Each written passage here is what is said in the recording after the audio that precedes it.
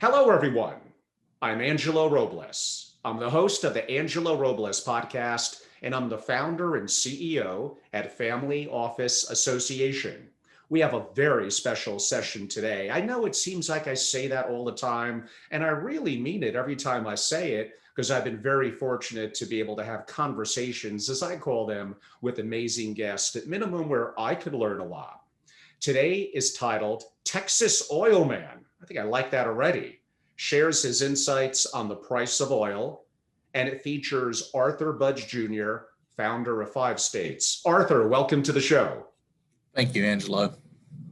Always a pleasure. Arthur has spoken at some of my Family Office Association events going back over multiple years and was a guest this past summer, 2020, in case there's a timeline needed. So it's great to have Arthur back and really look forward to getting into it. Arthur, I am going to get right into it with, I think, the most pertinent question first. This year, and we're mid-February of 2021, will we see $100 per barrel, price per barrel for oil this year? I don't think so. I think that I do think that oil prices will rise, but I think $70, $75 is probably the high end.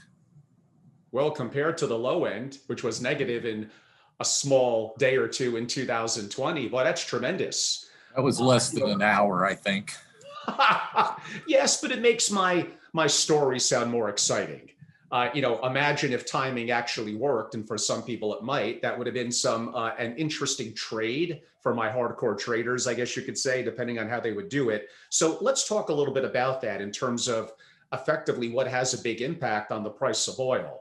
Off the top of my head, I think it's pretty simple. It's supply and demand. When it comes to the demand part, people may scratch their head and say, we're still in COVID. Yes, we know it's looking promising, but that may be a little bit more later through the year. But if I look at how we're utilizing our cars and potentially travel to destinations, planes, etc., on the surface, it looks like there's less supply. And yeah, of course, there's some truth to that. But how about the other part of the equation? That was the demand part. In terms of the supply part, that could be also controlled by the companies that take the oil out of the ground, refine it, etc. So how does that interplay work? Where on the surface, you would think that the demand is going to be less, but if the supply is even less than that, that could cause an increase in the price. That's correct. And we have seen an increase in the price through this year. And I believe that a lot of that is due to the loss of oil companies and the loss of supply in the United States.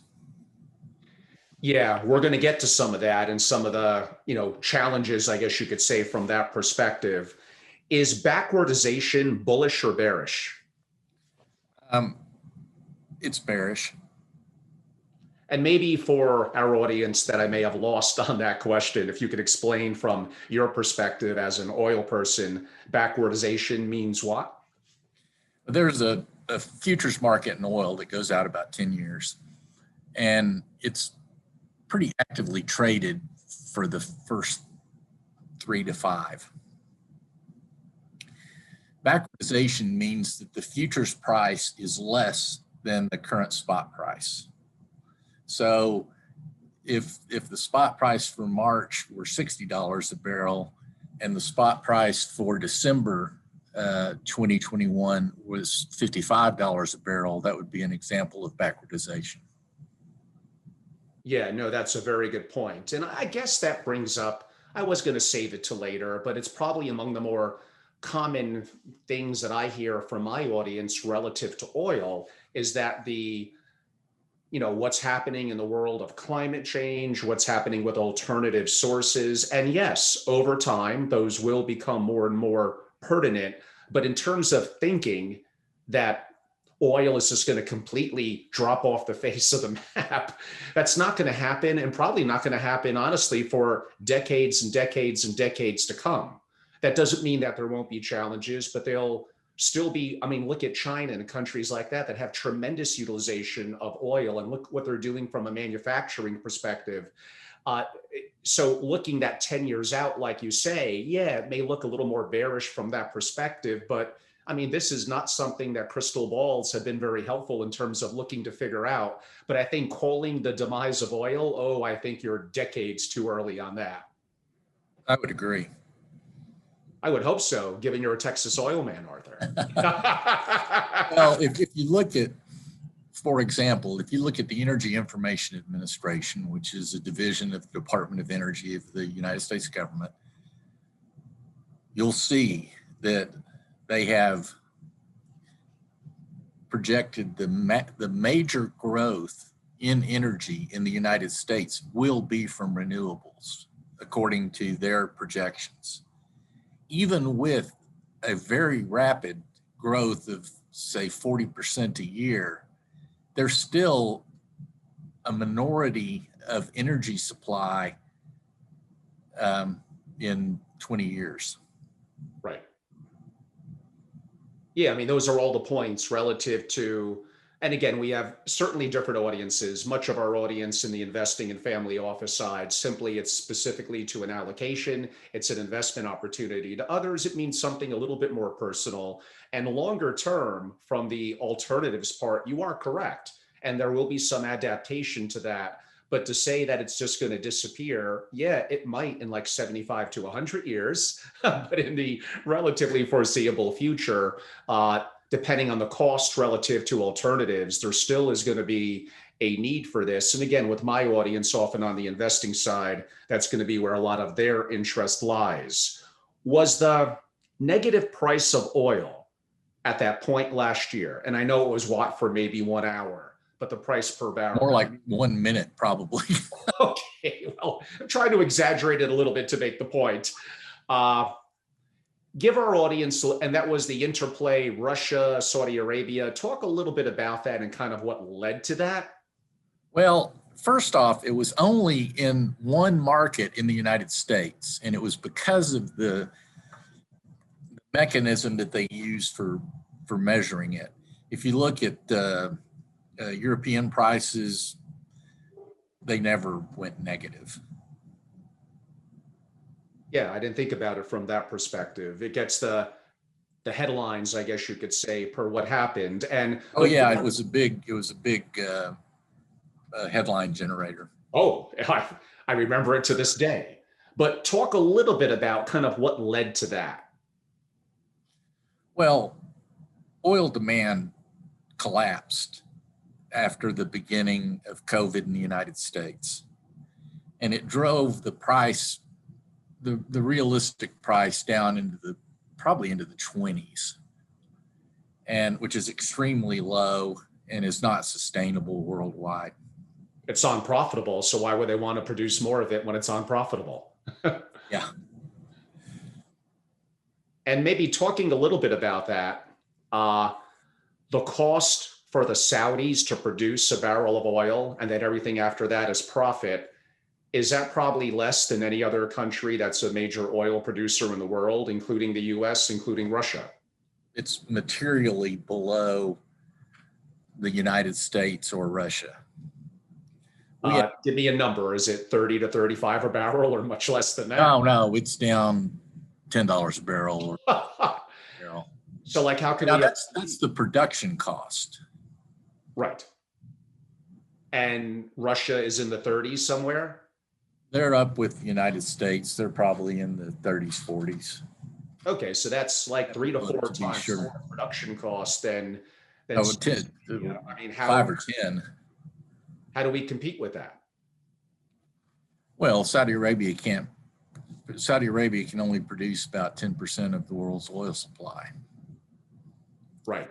So even if all of OPEC is producing everything it can, it's still less than half of the world oil supply. And related to that, has OPEC lost its relevance? It's lost some strength.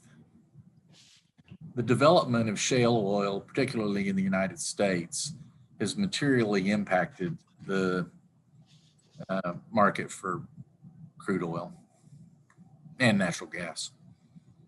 Yeah, those are things we'll also have a chance to catch up on. Does the crack spread give us any indication of the future oil prices? Not really. Why do you feel that way, just historically looking at it? Yeah, it's more geographically material. For example, the spread in North Dakota might be a lot larger than the spread in Texas. Sure, sure. And I And mentioned it has a lot more to do with the delivery of the product than it does with the actual price of oil at the wellhead. Okay, that's good for me to know as I'm learning. I mean, we went over before as I gave the open, we're in COVID. I guess less car use, less travel, giant boats and planes not flying as much. So there's lots going on, I guess you could say, from that perspective, and the industry is changing, yet we're calling for, compared to now, a higher price per barrel. I think potentially it could be even higher than what you're noting. Maybe you're being conservative on it. So people are going to look at that from an investing perspective and say, interesting. What would be a way that they could be active investing in oil? There's probably 4 or 5, 6 main ways, but if you could briefly note what they are. The purest way is to own oil properties, which is what 5 states does. Now, 5 states, of course, is your organization. You've been doing it a long time. But yes, that would be the purest way. You actually literally own, quote unquote, the well. A question I would have on that: has advancements in technology made improving the probability of successful wildcatting? Yeah, kind of. Much of the drilling in the United States now is drilling the shale formations. Shale was not profitable before 5 years ago for oil and 10 years ago for natural gas. And it's changed the world outlook on oil prices. What has now made it, I'm assuming, profitable? Is it simply the technologies and greater experiences at extracting it? It's primarily horizontal drilling. Horizontal drilling allows for the access to much smaller, materially smaller pores containing oil to be recovered, and to be recovered profitably, as long as the price is above $50 a barrel, I guess. Right. Yeah, that would seem to make sense. And again, with the prediction of certainly being higher than that, then that certainly could be interesting. But that brings up another question. We'll come back to the broader investment perspective of how to invest in a second. But let's talk a little bit. Things have changed from a political landscape here in the US with Biden and the administration. I'm assuming it has gotten a little bit more difficult from that perspective. How do you look at it from the political landscape, and simply how do you adapt, realize it's a reality, and move forward? It's the initial position of the Biden administration is considered negative to the oil industry. Actually, because of what we do, which is to buy interests in proven producing wells, it's probably bullish for us because other competitors that would be coming on won't be coming on, which will reduce the supply, which will increase the price. Yeah, that relates to the whole supply and demand thing that I did have a chance to mention earlier. And I know from the perspective of how you're doing it, you're correct. That does appear to certainly be an advantage. Going back to the investing question, yes, what you're Yes. talking about, that's the most pure way. And buying into, from your decades experience, into existing wells that are producing probably would be a very direct way to go, but not the only way. No, it's not. And it's a small percentage of the total market. So probably the easiest way is very simply from an ETF, or simply buying into public company equities of companies we would all know who they are. It starts with, the purest play would be a company like 5 states. Then it goes to small independent producers, then large independent producers like Apache, and then on up to the Exxons and Chevrons. But it's kind of funny when you look at Exxon, they only make about 10% or so of their profit from oil production. The rest is from transportation, refining, retail, etc. So attempting to mirror oil prices with big oil stocks is not a very accurate play. That's an excellent comment, Arthur. I never really thought about it from that perspective. I didn't know so little of their potential revenue, I guess you could say, comes from that. I mean, obviously, there's certain futures and things you could do from a commodity perspective. Going a little bit back to what you're describing of from literally investing as through an organization. I don't know if it technically has to be as an LP or as a direct investor, but would there be any tax advantages? Like if I invest in Exxon or BP, no, not necessarily, but are there certain advantages to what you're talking about as the most direct way to invest in oil? Yes. Owning oil production as a limited partner allows one to participate in the depletion allowance. The depletion allowance allows for a deduction of 15% of gross revenue from the income that's recognized from oil. So that translates to about a third of the oil over time being tax deferred. Okay, that's pretty significant. It's very significant. Yeah, those would definitely be advantages. I mean, I would say from my perspective of single family offices, some of them have effectively near zero exposure to what I'll call in the commodity asset class oil.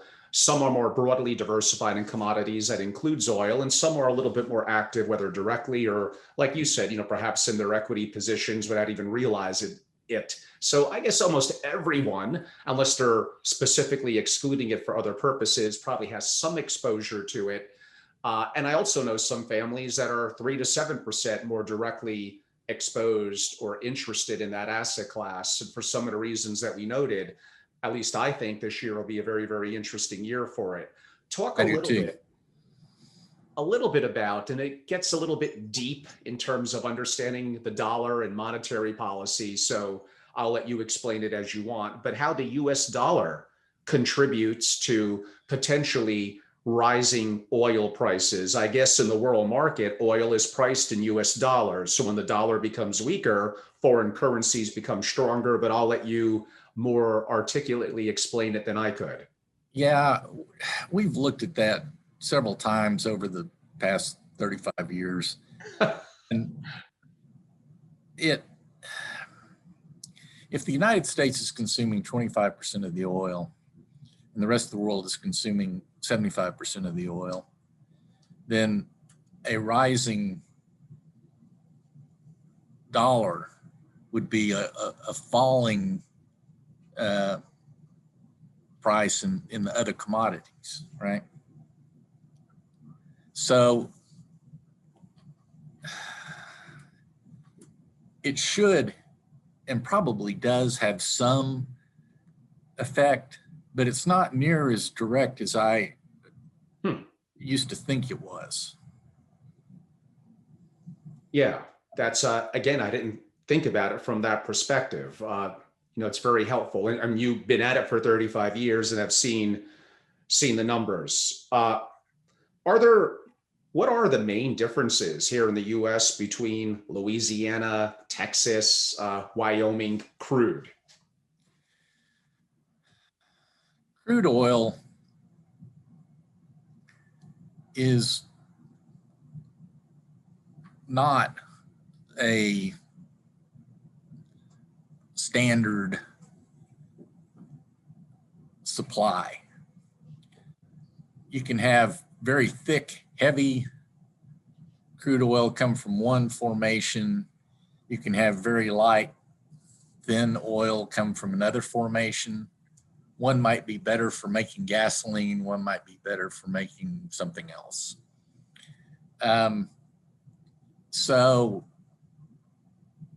one of the things that was talked about before COVID was how much thin, light crude oil we were producing from the shale formations, because they produce a very light grade of oil, as compared to the refining capacity of the United States, which was set up for the older, heavier grades of crude oil. Interesting. No, I could certainly see how that could play out from that perspective, as you're noting. Going back a little bit to Saudis and OPEC, and I think the answer simply is even they only have, quote unquote, as they're extracting so much supply. But in theory, if they're profitable at $10 or $11 a barrel, they could crush, you would think, the other countries like the US or Russia that need to be more expensive to have the same profitability margin because of the cost. But I guess, again, that comes down to even they only have so much supply that they could extract. That's right. The OPEC countries produce, I think, less than half of the oil in the world now. At one point, was it more than half? I don't think so. You have to look, when you look at oil prices, it's very much determined by the last incremental barrel. It's just like any other commodity. Yeah. It's priced at the margin. And so Saudi Arabia, for example, or Kuwait, or any of the other rich oil producers, can produce flat out, and especially in low periods of low price. And it is, as you see with Saudi Arabia, let me back up a little bit.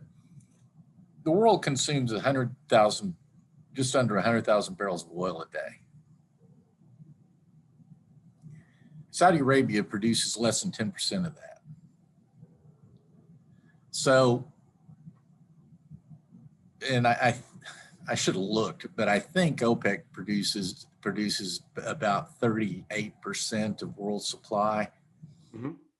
And so it doesn't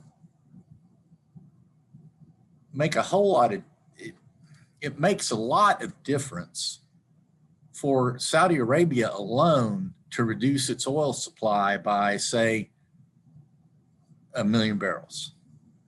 Now that's 1% of world supply, but it moves the world market. Yes. But we've seen, we used to look at oil and say, okay, if it's at equilibrium, it's here. At 4% or 5% down, it's materially down. At 4 or 5% over, I said that backwards. At 4 or 5% below, it's materially up. At 4 or 5% below, it's materially, I said it backwards again. If you're producing 4 or 5% too much, the price falls materially. If you're producing 3 or 4% extra, the price falls materially. Right. And now we're at a point, it's been interesting, but I mean, it's been interesting to me to look at oil prices in the current state, because they fell the supply fell, I mean, the demand fell much more than 5%. And it hit, the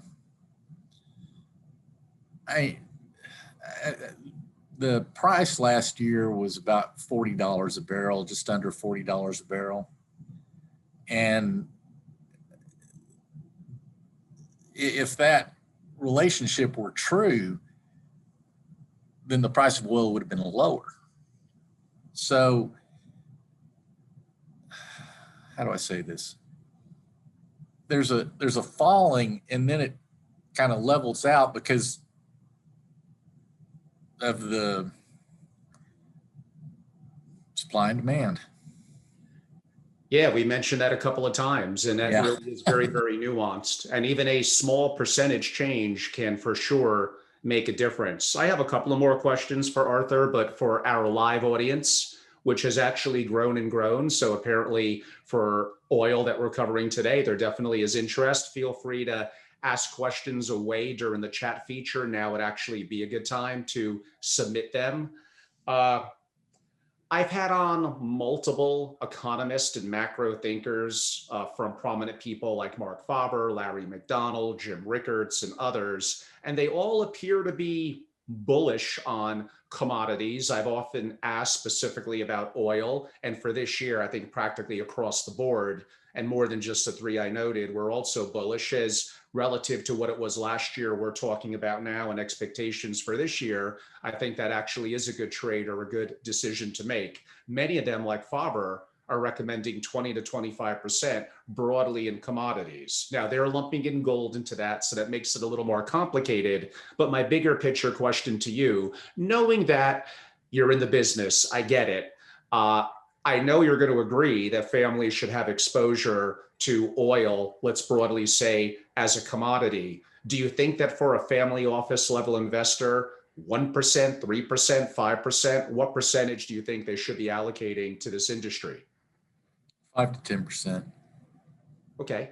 No, that would be bold, but I think relative to what looks like how things are going to play out this year and so far have, that looks like that could actually be a very intriguing, let's call it a player trade. And a reminder, this is for education and entertainment perspectives. Everyone's situation is different. Investments, you could lose all your money. You need to know your risk tolerance, your time horizon, etc. And our interviews are more focused on qualified purchasers, plus often family offices, so very sophisticated investors. Arthur, in terms of what you're doing, are you noticing an uptick of your past investors and LPs expressing interest in what you're doing, looking at this as being a good time? Are institutional level investors interested? How have you seen the demand from an investor perspective?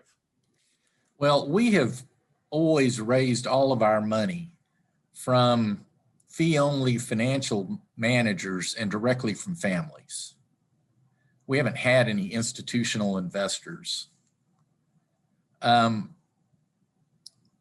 The level of interest is growing, but everybody's, I mean, this has all happened, you know, we've seen oil go from 40 to 60 in 6 weeks. Right. And so we're not getting a lot of the feedback yet. I mean, last year, everybody was in shock and was trying to figure out what to do. And now our biggest challenge with investors is to make them aware of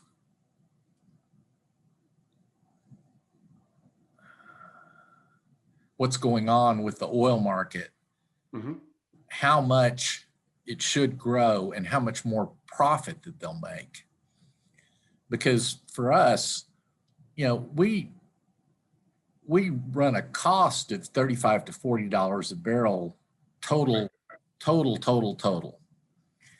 And so from 40 to 50, we went from close to break even to a profit. From 50 to 60, we make twice as much profit. Mm-hmm. 60 to 70, we make 3 times as much profit. So, the performance of oil as a commodity is very much dependent on the price at this level. Oh, for sure. And a little bit about from your background. Again, I say the word Texas oil man, which you are. What got you into it, and has it been a family affair over generations? I grew up in West Texas in a little oil field towns. People work for oil companies, or they work in businesses that service people that work. One of two. That was it. that was well, nobody else would want to live out there. And was your father in the business? My father was a geologist with Gulf Oil, which was one of the 7 until they were acquired by Chevron in 82, I guess it was. And my grandfather was a drilling contractor. So it was a very logical thing for me to go into this field. And because I know Arthur a bit personally as well, I'll bring up, he was speaking at an event of ours in Martha's Vineyard probably 4 to 5 years ago. And we were at a beautiful location, lighthouses, summer in a beautiful island off Massachusetts, Martha's Vineyard. So flowers, beautiful homes, boats, all that. And Arthur is on the porch of the location, which is called the Harbor View, where we hosted at. And he's painting. And I'm like, oh, maybe it's like a little bit of a part-time hobby. I walk over and Arthur is like, wow, I'm to myself, like, this is really good. So I'm just intrigued a little bit of your background, which I think also is something that you mentioned that may be a little bit of a family affair, if I could mention, but talk a little bit about your art and how keeping personal passions like that are important to you. Well, as one grandfather was an oil producer, or he was not a producer, he was actually, he owned one drilling rig, and he drilled contract wells for Gulf Oil and other companies, but primarily for Gulf. My other grandfather, in his retirement years, well, from his 50s on, was a professional artist. And he taught me how to paint as a boy. And I stopped doing it when I got out of college, but then I started again when I was 50. So that was 16 years ago. And I very much enjoy painting. Well, yeah, it's good to have pleasures like that. And I've enjoyed looking at some of your work over the years. I think, was it the year before or the year before that? I usually do something in Art Basel in Miami, but I think you attended that. So that only makes sense. It is Art Basel and a chance to surround yourself with wonderful creatives, talented people. Do you find that someone who is a business person and a creative, that being diverse like that around maybe more left-brained people and also equally on the artistic side, right-brained, do you think that actually helps? They both benefit internally in terms of, from your perspective? I really don't know. I mean, I'm going to say yes. Okay. Even if it's not true, I think it makes potentially a good story. I mean, I think if you're 100% only focused in business and opportunity and you don't have creative pursuits, a musical instrument, art, it could be a variety of different things, not just those two. Not only could you be less balanced as a person, but I mean, I do think that it's not the hours you put into business or investing. I'm going to put in 20 hours a day and sleep 4. It's the quality of the time that you put into it and doing things that you enjoy that flex your other muscles in a different way, I think is mutually beneficial from both perspectives, the business and the personal. But maybe that's just me. But your work is great. I certainly want you to keep it up. Thank you. Someone that wants to look at it can, a large amount of the portfolio is on the internet at abudge.com.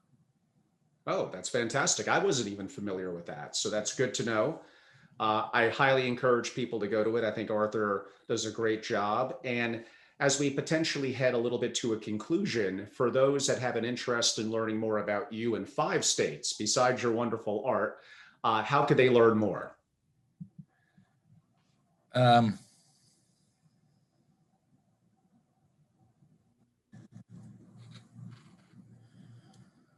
We provide educational material. Most of the material that we provide is about the sector, not about 5 states. I mean, we don't claim to be any better than others in our field. I mean, this is the industry of oil and gas is very dominated by well-educated, knowledgeable people who are working hard in a risky environment.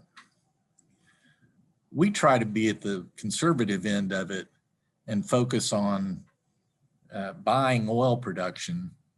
So the proven, developed, producing oil that's acquired, the volumes are usually pretty accurate. Our volumes that we measure are pretty accurate. It's really the estimates of price and expense that are more volatile, the most volatile being the fluctuation in price, and to a lesser extent, the fluctuation in expenses. And in terms of wanting to learn more, do you have resources available at a website? Is it 5states.com? Yes, and they can reach out to me or any of the team that's on the website, and we can give them good pieces to read on the general status of the oil business, the oil and gas business. And that's 5states.com, with the 5 being the words FIVE. So make sure to have a chance to spell that out. As I take it a bit to a close on my end, really excited to have had Arthur on, very intrigued by commodities and oil, and someone, again, that caricature, I guess you could say, boy, I mess up so many words, of a Texas oil man. Now, I believe Arthur might have the boots on, but we can't see it. But where's the big 10-gallon hat? I have one hat, and it's worn very infrequently. Well, probably about 2 years ago, I did an event in Dallas, and Arthur had a chance to come to it. And I might have surprised him by I had on my black cowboy boots. Yeah, they were nice looking boots. They were really comfortable. I still wear them because of COVID and just kind of not going out as much, probably not as much as I would like, but they were really, really enjoyable to wear. Well, it's been great to have Arthur Budge Jr., the founder of 5 States, on. This is a highly intriguing industry. And one, if you're going to be more active as kind of a direct investor, yeah, there are some characters out there. Arthur's a wonderful man, a family man, an artist, and someone who's been doing this decade after decade after decade. He looks a lot younger, of course, but he's been in the business a long time. And again, like you said, most of it is really about education. Have a chance to learn more about Arthur and his firm, have a chance to reach out, and I think that will be beneficial. And again, like I said, investing could always be risky. You need to do your own diligence and make your own decisions. This is strictly for educational and maybe a little bit of entertainment. I gotta maybe do a little better job of that part of it, but I try. Everyone, I'm Angelo Robles. I'm the host of the Angelo Robles podcast and the founder and CEO at Family Office Association. Go to familyofficeassociation.com, learn more about us. Membership is easy to apply and be a part of, and we're very, very active during COVID, including starting to do some smaller roundtables, specifically in Miami. So we're being very, very active as an organization. Very active on social media, mainly YouTube. Simply we're Family Office or Family Office Channel. You'll find it. Go and subscribe. We hope you enjoyed it. Arthur, it's great to see you again. Hopefully at an in-person event. I'll see you sometime this year. I'm 100% sure of that. I am too, Angelo, and I look forward to it. Thank you. My pleasure. Thank you, Arthur.